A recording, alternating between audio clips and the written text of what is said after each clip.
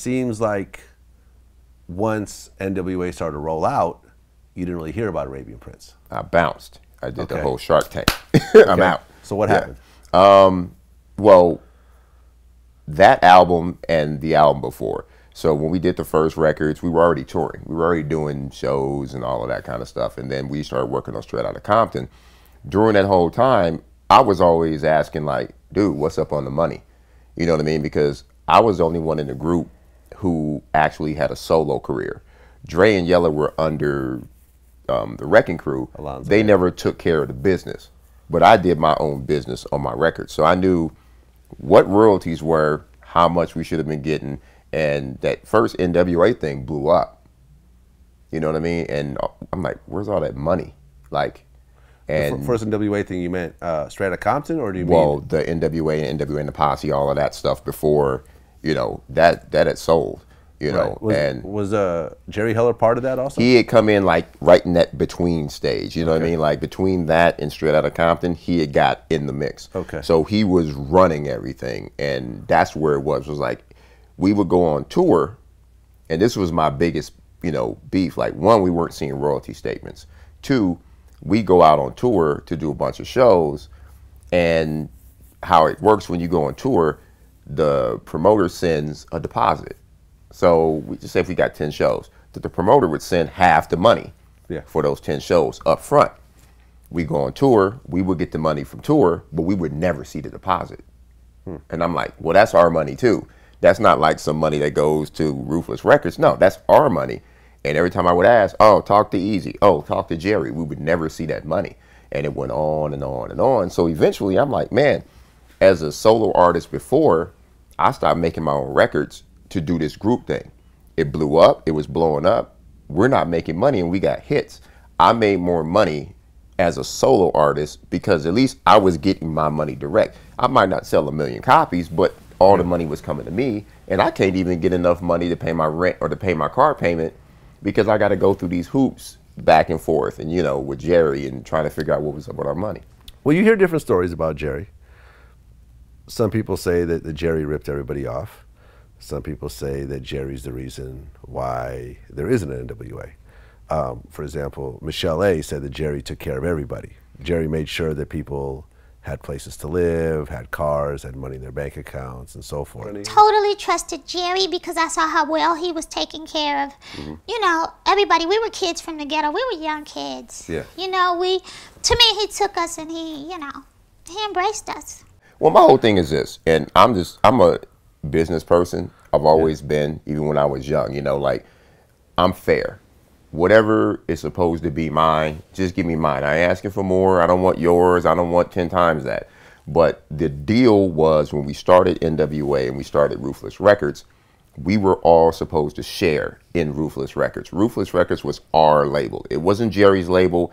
It wasn't Eazy's label. It was our label. Okay, because it's interesting, because I interviewed Alonzo recently. Yeah. And he said that Dre and Eazy were supposed to be like 50-50 partners in Ruthless. Well, last time I checked, Dre and Eazy was supposed to have owned Ruthless together. Jerry was representing Eazy from a management standpoint. And then allegedly Jerry became the part owner. Well, not 50-50, but, you know, when we all sat down and started the thing together, you know, it was one of those things where we're going to do this together. So you were supposed to be a partner in Ruthless Records? Yeah, as well as Ren and Cube and Yella. It was supposed to be a shared family thing. Really? Because I've always seen it as an Eazy thing. Yeah, because when Jerry got involved, it became a business thing where when you got a bunch of dudes that are homies together and you start a company, this is us. Like, we would literally go to McCullough Records and just get records. And whatever you sold, that was your money. Okay. Like, you take two crates, two things of records, throw them in your trunk, you go to the swap meet. If you sold them, that was your money. That's how it started. Okay. And then that's where we went from there. So but there was no actual paperwork, any there was partnership, no contracts, corporation? No, because it was just us. It was just supposed to be us. Okay. And then, like I said, like in the movie, when Jerry got involved, he did a contract for Eazy, but didn't do contracts for nobody else until later. And that was one of those things where I'm like, well, hey, I brought this record over. I brought Supersonic, which was my song, no one else's song, to Ruthless Records because I thought this was us. This was a family thing. Here's a hit record that's already going gold to help start our company that we'll all make money on. And come to find out, oh, wait a minute, hold up. This is my record, but now you're going to give me this on something that I paid for and I brought in. And now I can't even get my own money from something that I brought to you. So it was kind of shady. So you weren't getting paid properly. Right. You were on a few records on Straight Outta Compton. Right.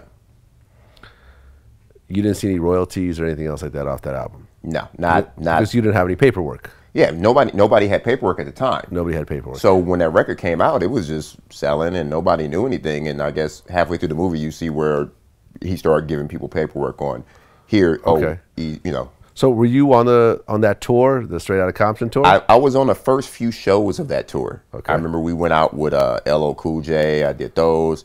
And after a while, when we got back in town after the first part of that tour, that's when I stopped showing up. Because I'm like, I got to make money.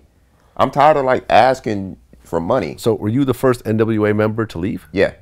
Yeah, I was the one that left. And I remember I left and then we had a meeting where I had to go out to Jerry's house and everybody was sitting there.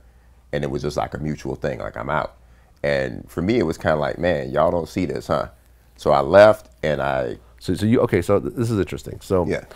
You left the tour altogether. Right. You must have felt the energy behind what was happening, though. Yeah, but it was crazy during that time. It got crazier later, but yeah. Everyone like myself that was really part of this musical experience that you guys were doing were like, everyone was like, this is like going to be the biggest shit ever, and you must have known that. Yeah, I knew that, but if we were getting chased by police, we were getting in fights, we were on tour, we were having fun, but we weren't getting the money. And I did this for money. I did this to be creative and to make money. Yeah. And I tell anybody this, I say this to this day, we're supposed to be gangster, we're supposed to be hardcore, we're supposed to be NWA, and we getting ripped off by our own people. That ain't gangster. If I'm getting ripped off by Jerry Heller, who I don't even know, he's controlling my money, that ain't gangster. And then I'm telling everybody else about it. I'm like, dude, what's up with this? What's up with that? And everybody's, it'll be cool. Oh, talk to Eazy or talk to Jerry. And I'm like, man, y'all don't see this? Well, I'm out. What was Eazy's take on this whole thing? Eazy, like I said, Eazy didn't care because Eazy was in the streets. Whenever you saw Eazy, it was hard to catch Eazy just to get him in the studio to do anything. He was always just doing whatever. So when you're saying he was still selling drugs while NWA? I don't know if he's selling drugs, chasing women, whatever he was doing, but he was just out. Fucking around. He was always around, And when you would finally catch him, it'd be like, oh man, just talk to Jerry. Just talk to Jerry. He'll take care of it. I mean, was Eazy making money during this time? Yeah. So he was like, well, I'm good. Yeah, I mean, he was good. You know, he wasn't really tripping off. Right, he wasn't really tripping on it. And I remember when, like, right after I left, I guess Jerry bought it, or they bought everybody freaking the Suzuki Samurais. Okay. The Jeeps. Okay, so you left the tour early. Yeah. And then you had a meeting at Jerry's house? Yeah. Everyone was there? I'm not sure if everybody was there, but a couple of them was there, yeah. Okay. Do you remember who was there? I know Dre and Eazy was there for sure. Maybe everybody was there. Ice Cube wasn't there? I don't remember. Like I said, it was so long ago. And it was a very quick meeting because I already was like gone. I was like, well, what's up with you? I'm like, man, I'm out. So you showed up and you said, I'm out. Yeah. No one tried to stop you? Nah, that was it. I mean, it was just, I'm out. Okay. So you left the group at that point? Yep. Was this, and then Ice Cube left afterwards? Yeah, Ice Cube left after. So, and I'm going to be honest, all those scenes where Cube was telling that, oh, Jerry's doing this, I was the one yelling that. I was the one that had said that. Because I remember I was still cool with everybody. I never had a beef with nobody. Like, that's why you ain't never heard nothing about me, because I never really tripped on it. I'm a grown-ass man. I don't want to do this no more. I can go get paid doing my own thing. So I drove back. I remember I met with Jerry on the side and took care of my business and got some money. And I bought a new car. I bought like a Porsche with no expensive Porsche, but I had a car. I drove out to one of the shows to go see everybody. I was like, where'd you get that from? And I got paid, and then Cube kind of looked at it. And I remember Eazy even drove the car. Eazy was driving up and down. It was at the Pomona Fair or somewhere. He was driving around in it. And soon after that, Cube left. But I was the one blowing that whistle. And I ain't, like I said, I don't try to take nothing from nobody. But the whole time I was there, man, I'm like, this ain't right. This ain't cool. And to this day, I'm still having to do lawsuits to get paid because there's so much mess at Ruthless, the books or the contracts. I found a contract that had my signature signed on it that I never signed, signing over my publishing. I never signed it. Oh yeah, it wasn't even my signature. Right, because Straight Outta Compton, the album went back on the charts again. Yeah. After the movie came out. Yeah. And you have production on that album. Yeah. And you didn't get any royalty checks off. No, I get checks. Oh, you get checks? I get checks. I haven't seen them in a while. But you said you just signed over your publishing. No. They said I signed over my publishing. I went to court on that. Oh, and you won. And I got paid. Okay. Yeah. Okay. Yeah. Because what happened was, I figured it out when Supersonic, when they did the Fergalicious song, when will.i.am made Fergalicious, which was off of Supersonic. Yeah. And we started getting checks. I'm like, this check is kind of light for a song that sold that many copies. And I'm like, well, what's up with this? Oh, well, you signed over this. I'm like, I never signed nothing. Like, I left. I never signed nothing. But when it comes to stuff like this, there's like statute of limitations and stuff like that. There's a statute of limitation only if you knew or if, like, this was fraudulent. So they sent me the contract that I supposedly signed, and I looked at the signature. I signed my signature very sloppy, and I kept every last one of my driver's license since I was 16 years old. They all signed the same way. Yeah. Looked at the signature. You could read my name. Like, read it out. And I'm like, I never signed this. And I had, document people look at it, and it wasn't me. So who'd you have to sue? I had to sue Tamika, who owns the company now. And that's why I honestly think that I wasn't represented in the film, because of the lawsuits. And that's why I think JJ Fad wasn't represented at any point. They weren't even mentioned in the movie when they said, oh, we got a bunch of other groups coming up. They named out groups. Didn't say JJ Fad, and JJ Fad was probably one of the biggest on Ruthless at the time. Right. They were the only ones that had gone gold. Right, they had a gold record. Yeah, Supersonic was a big record. Yeah. Interesting. So, who were you really close to before you left? I would say I was closest with Dre. Okay. Because we hung tight. And then Yella, because we were all kind of from the older school. Ren was really, really tight with Eazy because they were neighbors and they hung out together. Cube eventually became tight with Dre and everybody else, but Cube came from CIA, so they had that little clique. So, yeah, I was closest with probably Dre. Okay. Yeah. What really stood out, before you left the group, what do you think were some of your greatest experiences with NWA? Man, that's what I said, and that's what wasn't represented in the film is the family side of it. Like, we was all like family. We used to have fun, man. Like, in the studio, they showed, I think they touched on it like in a little montage for like 30 seconds, like people messing around in the studio. We just had fun in the studio. And even on tour, like we used to get a 15-passenger van and go tour, and fools would be in the back fighting in the van while we drive. It was just a fun thing.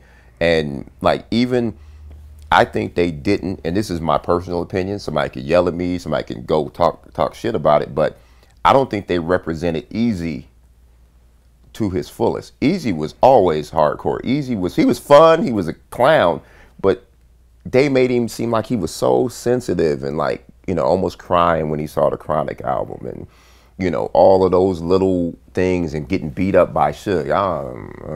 I mean, personally, I don't think that happened. That's my personal opinion. I knew Eazy, and if something like that bad happened, people be dead, and that's my opinion. Well, there was a story, and actually I have an interview with Jerry Heller that Jerry actually says that Eazy went to his house and said that he wanted to kill Suge. I came in the office and he and Eazy were talking, and I said, what's going on here? And Eazy said, you know this guy Suge Knight? I said, yeah. He says, well, I'm going to kill him. I don't think he got beat up. I think they forced him to sign, but I don't think they beat him down.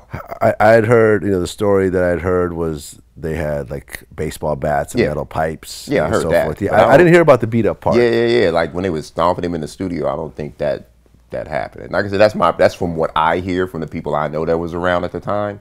So, whatever it is, people can take it how they take it. That's just my opinion on it.